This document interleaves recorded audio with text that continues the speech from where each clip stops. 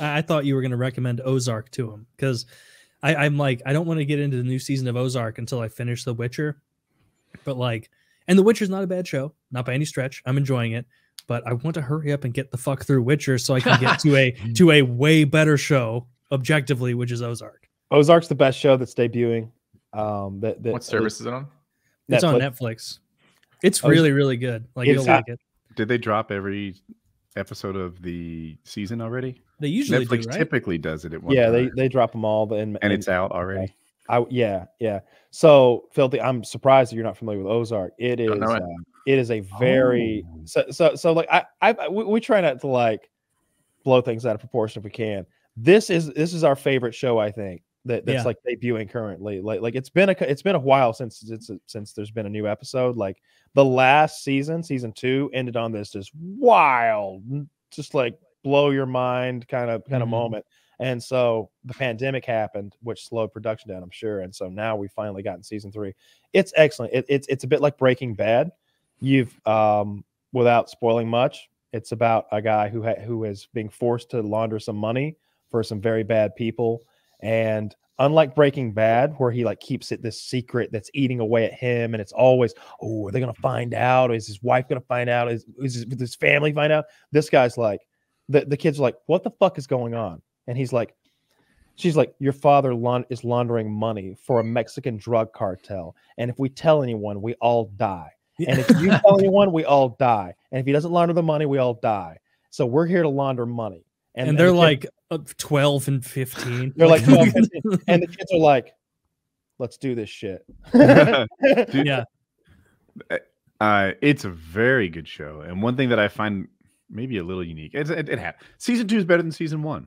And I like that it is. A lot of times things will come out like a Stranger Things, right? They come out strong out of the gate, and then just subsequently everything's a disappointment. This is the rare aberration in entertainment where season 2, like, I don't know how they did it, but it really is genuinely better. And The Office did that. I think it's the addition of the blonde girl. Like maybe she becomes like really comes into her own in the second season. I know she's in the first season. She's a great character. Second, she can't get the fucking Southern accent down, but you're a tough critic in that regard. She's like a quasi antagonist in the first season, where it's like, oh, is she gonna be a problem? Is she gonna rat us out? And then second season, it's like, she's a member of the team. All right, you get on board with her. And then the main guy whose name's escaping me right now, the actors, and is what everyone. Jason Bateman. Jason Bateman's incredible. The daughter, like the blonde girl, who I find pretty attractive. I think she's supposed to be 16. That actress is totally 25 or something. She's really good. I think there aren't any bad actors in there. I was about to like go down the list of people that I think are good actors, and I realized that it's literally everyone. The old guy who they're sharing with the house with in season 1, amazing actor. Loved his relationship. That guy was like stealing scenes he was in, like emotional scenes. The old guy was great. Yeah, incredible. And he had a great relationship with the kid. Dude's always walking around naked, bare ass. Like he's some of the very little comic relief that you get in the show. I take that back. The show's got a lot of comic relief. Like it's a very serious.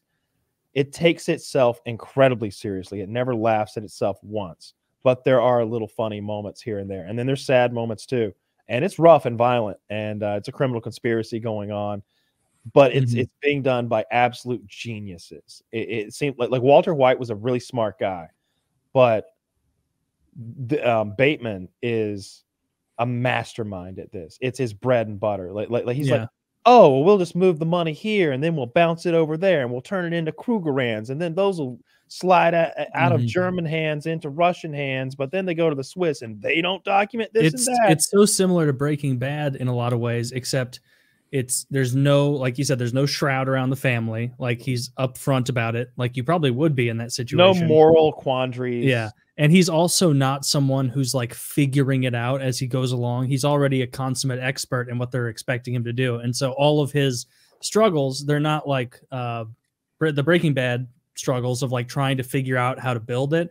It's like the trying to deal with obstacles in this thing I already know how to do. And so I think that makes it more interesting in some ways. So that's like husband and wife always on the same team. I'm sorry to cut you no, off. no, they're not. They're definitely sniping at it. As the series goes on, they snipe at each other a lot more. They try and do what parents do in that situation, use the kids as cudgels against the other parent.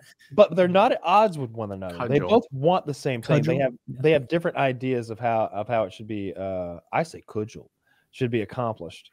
But they have different skill sets too. And it's fun to see them. Like, she's I'm going to call her a social genius. Maybe that's a stretch, but she has people skills and he has like finance skills. She's like the PR. She's the PR person. He's the finance and nitty gritty person. Yeah. Yeah. And when they work together, they're like genuinely a tremendous team because they're both experts in what they do.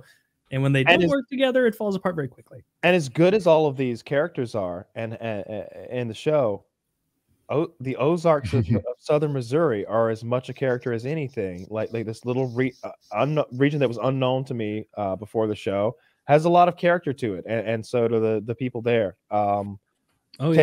Taylor doesn't like the girl's southern accent. I don't mind it too much. I don't suppose I can't really even think of it off the top of my head. But no, it's just because she switches. Like that before. She just switches around. She gets real mad. She don't know fuck about shit. You sound genuinely right now, Kyle. You sound more sincerely Ozarkian than she does in the film. Wow. She goes too quick on some vowels. I think she's actually English. I doubt she's ever eaten a catfish. I'll say that. That bitch. No, but like I thought that was neat about it, where they're like doing the Ozarks and like showing things like around it, because obviously they're filming in Georgia, but they have their like drone shots of the Ozarks and stuff there. And I'm like, I know that. I've been here a bunch of times. Like, I know this kind of area. And then they show like the bumpkin, horrible groups of people that are there. And I'm like, well, that's true too, I guess. Like there are these fucking weirdos that live in trailers on the coast of the Ozarks